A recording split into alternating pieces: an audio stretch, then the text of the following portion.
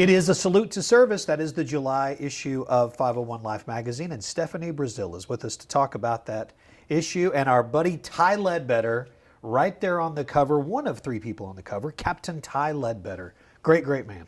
Absolutely. A captain here with our fire department, and this is a family tradition, though that's not how it started out for him. You can read the story to learn more, but we know his dad retired after 4 decades and was the assistant fire chief.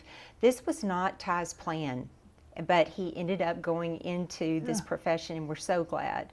Very committed to serving the people of Faulkner County. Yeah, I'm a huge Ty Ledbetter fan, so I'm interested to read that. I figured he just got into it because of Mark. No, he didn't. In fact, he interesting. avoided it initially and then came back to it. And I do want to mention he's a part of Arkansas Task Force 1, has been for 15 years. So they are doing air and underwater rescues. One of the photos he sent us just looks like a scene from a movie.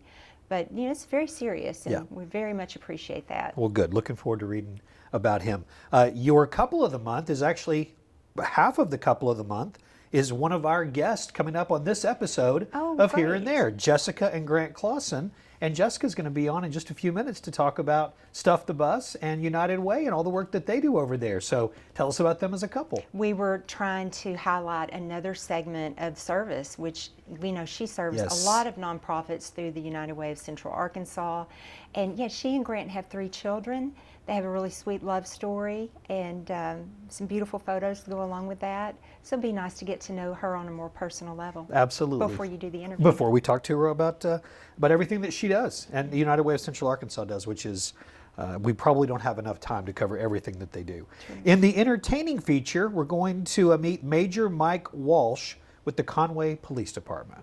I know you wouldn't think of that, would you? But this gentleman is a master griller and smoker. He does meats, pork, steaks, anything meat, I think ribs, and he shared samples with us, and it was delicious. So he's not only cooking for family and friends, but also his fellow officers, so he wants to serve them. And in the last year, he's been in 5 state competitions, so he's at that level. And Don Bingham allowed Mike to share his recipes with us in this issue. So people want to check that out because he has some that I've never heard of before, some special ingredients. Well, that's perfect for summer. I mean, that's and also just us being out grilling. So looking forward to that as well. I wasn't aware of this, and I'm glad that's in the magazine. A new Veterans Service Office in Conway is committed to helping veterans and their families. And those are folks who we want to take care of, make sure that we're taking care of on any level that they need. And so tell me about this new office that's opened. Would you believe there's more than 7,000 veterans in this county? I would not believe that. Wow. And so Judge Dodson really saw the need to expand that office. It's now located across from the courthouse on Locust. And there are 2 men who work there, full-time Terry Hooten, part-time Al Meyer. They're very committed to helping veterans complete documentation that they need or request it, also just to listen. They're also there to help families who need documentation about veterans, and they want to serve. I love that, love that. Woodrow Cummins, my kids went to his school. The school's named after him, is someone who has been in this community for a long time and has done great work. And he is being honored by the Natural State Council of the Boy Scouts. I attended this ceremony and covered it and really enjoyed that. He has been awarded the Heart of an Eagle Award for this year, and obviously truly deserves that. He's been a part of supporting Boy Scouts for 50 years. He was not a Boy Scout. He did get to go on some campouts. He's from Mark Tree, Arkansas. But he's always supported the cause, and certainly through his work in education and then beyond. So they honored him. Nice.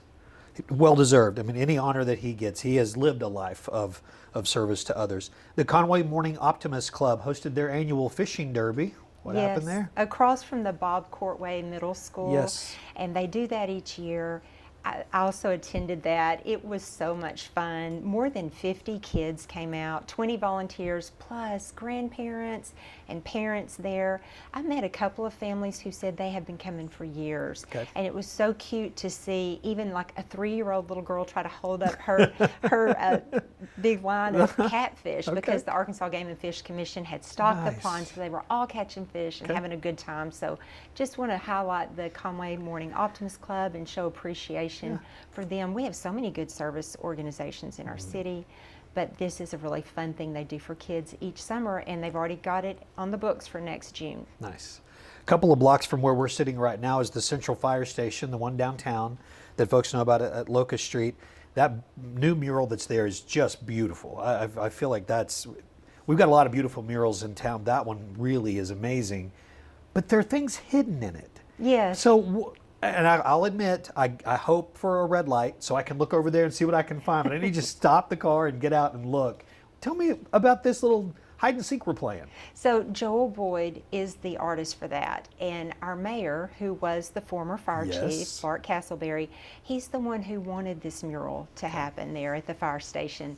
We're sharing with your viewers the key to that mural where they can look for, there's like a cat and a fire axe and some other items, and it would be fun to go there and look for those, whether you're an adult or a kid.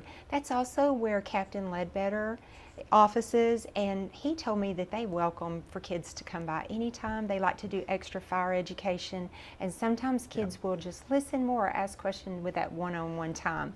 But Joel Boyd painted this. It's beautiful, it's dynamic, it's called The Firefighter, and in the morning especially, those orange and yellow colors really pop off the wall. Yeah, it's beautiful. It's again, one of many beautiful murals that are coming up in downtown. Stefanie, thank you. Thank you. We're looking forward to seeing this issue and reading it and learning more about folks in their salute to service. Thank you. I appreciate the opportunity, and people can also read it at 501lifemag.com. Okay, very good. Thank you. Thank you.